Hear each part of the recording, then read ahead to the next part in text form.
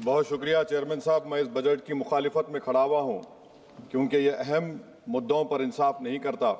मिसाल के तौर पर सर, अगर आप देखेंगे मुस्लिम एनरोलमेंट जो UDIC का डेटा है 2021-22 का, मुसलमानों का एनरोलमेंट गवर्नमेंट का डेटा बोलता है प्राइमरी में 15%, यूपी में अपर प्राइमरी में 14%, सेकेंडरी में 12% और हायर सेकेंडरी में 10%। प्राइमरी से लेकर हायर सेकेंडरी तक आते सर 5% की गिरावट होती है।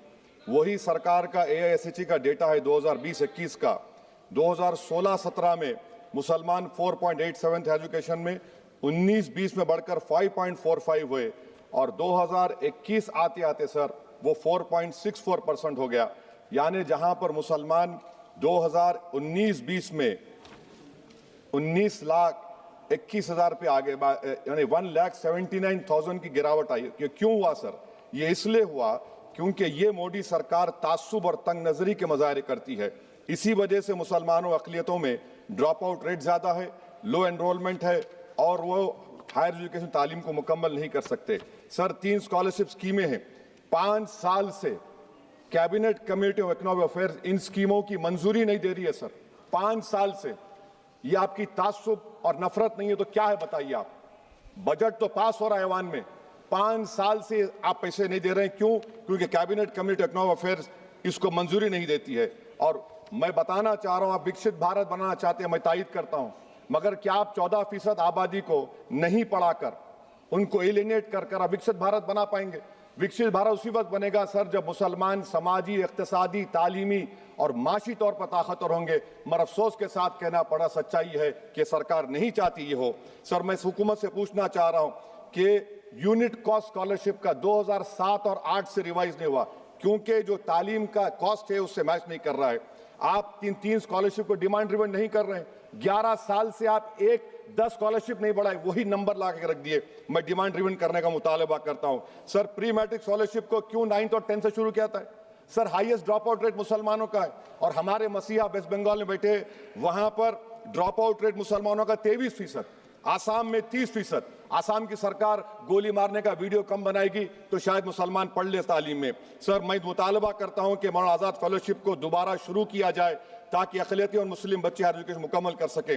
पेरेंटल इनकम आप इजाफा क्यों नहीं कर रहे सर? 1 लाख रुपए, 1.5 लाख रुपए क्या स्कॉलरशिप मिलेगी सर बताइए आप? और सर आपको मिसाल दे रहा हूं, आप तो काबिल आदमी हैं। 2022-23 में बजट था माइनॉरिटी मिनिस्ट्री का 5,000 करोड़, कितना आपने खर्च किया? 16%।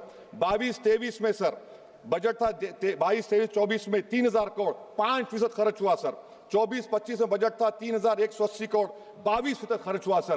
PMJV के स्कीम है 1,914 करोड़, उसको आपने कम कर दिया 1,565 करोड़। तो मैं सरकार से मुतालबा करता हूं कि मिनिस्ट्री ऑफ माइनॉरिटी के बजट का 10,000 करोड़ कम से कम होना चाहिए। तासुबियत को खत्म करिए आपकी स्कीम में। सर दूसरी बात, इनकम टैक्स के बेनिफिट मिलती थी हमारे फौज के सिपाहियों को जो विकलांग थे, आपने इनकम टैक्स बेनिफिट छीन लिया उन लोगों को। ये कैसा इंसाफ है आपका बताइए?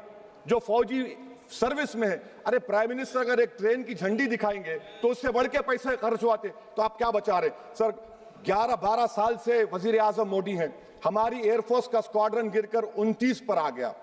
12 साल से आप प्रधानमंत्री हैं, हम एक मिड एयर रिफ्यूलर एवैक्स को नहीं बढ़ा सक रहे। पाकिस्तान के पास हमें ज्यादा एवैक्स है और ऑपरेशन सिंदूर में हमने देखा कि कितनी तकलीफ हुई। सबमरीन का शॉर्टेज है, आपको फिक्र नहीं है सर। और हम 3rd एयरक्राफ्ट कैरियर हम भूल गए। आखिर कैसे हम चाइना को इंडो पैसिफिक में रोक पाएंगे? ये देशभक्ति नहीं है सर। हमारी फौज में कमी है। क्या ये मुल्क इतना कमजोर हो गया कि हम अपनी फौज में बच्चों को भर्ती नहीं करा सकते? अग्निपथ स्कीम का रिव्यू होना चाहिए। इस ऐवान में चाइना बॉर्डर पर एक बहस होनी चाहिए। सर आप आ जाइए US ट्रेड डील पर, जो ट्रंप ने एग्जीक्यूटिव ऑर्डर 6 फरवरी का निकाला, सेक्शन 4 कोट कर रहा हूं। डायरेक्टली इनडायरेक्टली अगर हम रशिया का ऑयल लेंगे तो 25% लगा देगा। कौन है सर वो गोरी चमड़ी वाला वहां बैठकर हमको बोलने वाला? किस हमने इस मुल्क को आजाद इसलिए करवाया था कि वहां बैठकर बोलेगा मैं जिससे चाह तेल खरीदूंगा। तुम होते कौन हो? तुम मेरे माई बाप हो क्या? आप 25% लगाएंगे सर। और वर्ड क्या इस्तेमाल किया? इंडिया। यानी अब नायरा जो है, नायरा कंपनी बंद हो जाएगी और हमको मॉनिटर करेंगे आप, भारत को उस पर ओवरसाइट करेंगे। अफसोस की बात है कि सरकार खामोश है। सर 2019 में ईरान का ऑयल मत लो बोले, आपने गलती की, आपने ईरान का ऑयल नहीं लिया। तो अमेरिका ने कहा कि इराक से लो, कंपेरेबल रेट पे, कंपेरेबल रेट पे, मार्केट रेट, नॉमिनल प्राइस पे नहीं। आज यूएस कह रहा है कि मोनोपोली रेट पे लो। कहां है सर? हम क्यों कर रहे हैं? क्यों इतना गिर रहे हैं इस गोरी चमड़ी वाले के सामने? आखिर हमारी हमियत कहां है सर? और एक बात बता रहा हूं सर, ये यूएस ट्रेड डील से यूरोपियन यूनियन की ट्रीटी से हमारा पीएलआई का पूरा असर पड़ेगा, क्योंकि आपने टैरिफ गिरा दिया। आपने टैरिफ गिरा दिया मेडिकल डिवाइसेस पर, आपने टैरिफ गिरा दिया सोफिस्टिकेटेड मशीनरी पर, तो यूएस इंडस्ट्रियल गुड्स आएंगे, तो डीइंडस्ट्रियलाइजेशन का खतरा है इस मुल्क में। Sir, you are we signing a free trade agreement और a force purchase order? Sir, Bangladesh से यूएस ने कह दिया कि हमसे कॉटन खरीदो, zero tariff. Sir, Bhiwandi, Malegaon, Banaras के पावरलूम का क्या होगा? 70% रॉ कॉटन हम देते हैं बांग्लादेश को। सर, एमएचए का बजट 5.7 बढ़ गया, डिफेंस का 15.99। मैं सरकार से मुतालबा करता हूं कि वेनेजुएला में जो हुआ, आप एक ऑपरेशन इंसाफ करिए। ऑपरेशन इंसाफ के तहत हाफिज सईद, मसूद अजहर, लखवी को घुस के लाइए भारत में, तभी इंसाफ होगा सर। जब तक खत्म कर रहा हूं सर, हम कुलभूषण यादव को भूल गए। वो कुलभूषण यादव जिसको आईसीजे में रुकाया, आखिर हम कब लेके आएंगे कुलभूषण यादव को? वजीर आजम इजराइल को जा रहे हैं, मैं उनसे ये मुतालबा करता हूं कि वो गाजा को जाएं, 15 मिनट जाकर देखें, 60,000 फलस्तीनियों खत्म कर दिया गया। और नेतन्याहू पर आईसीजे का अरेस्ट वारंट है, आईसीसी का, और आईसीजे में केस चल रहा है सर। तो मैं आपसे मुतालबा करता हूं कि वजीर आजम गाजा के बारे में देखें।